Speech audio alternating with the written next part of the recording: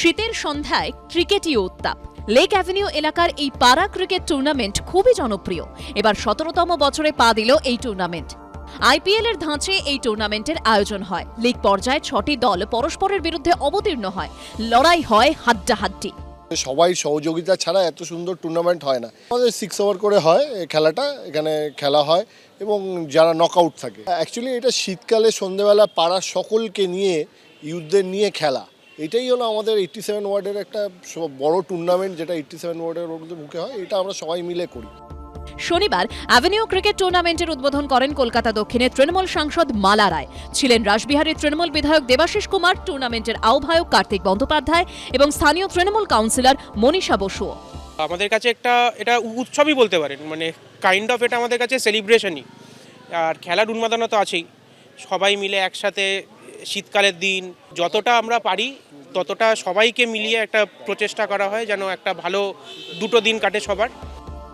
Boundary over বাউন্ডারির ধুম, খেলোয়াড়দের মধ্যে তুমুল উত্তেজনা, সব মিলিয়ে শনিবার লেক অ্যাভিনিউ ছিল একেবারে জমজমাট।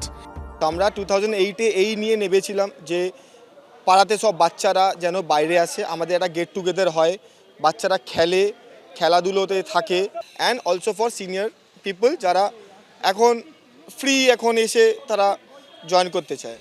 গত ১৭ বছর ধরে বসছে এই ক্রিকেট টুর্নামেন্টের আসর। 2019-এ মার্চ মাসে ডে নাইট এই টুর্নামেন্ট ঘিরে আলোয় ভেসে গিয়েছিল লেক অ্যাভিনিউ। 2020-তে প্রথমবার এই পাড়া ক্রিকেট টুর্নামেন্টে ম্যান অফ দ্য সিরিজের পুরস্কার দেওয়া শুরু হয়। 2021-এও এই প্রতিযোগিতা ঘিরে স্থানীয় বাসিন্দাদের উৎসাহ ছিল চোখে পড়ার মতো। গত বছর টুর্নামেন্টের 16তম বর্ষেও ছিল জমজমাট আয়োজন। পাড়ার বাসিন্দারা মিলে এই টুর্নামেন্টের আয়োজন করেন।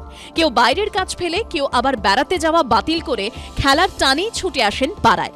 অ্যাভিনিউ ক্রিকেট টুর্নামেন্টের ফাইনাল রবিবার। সৌমিত্র রায়ের রিপোর্ট, এবিপি আনন্দ, কলকাতা।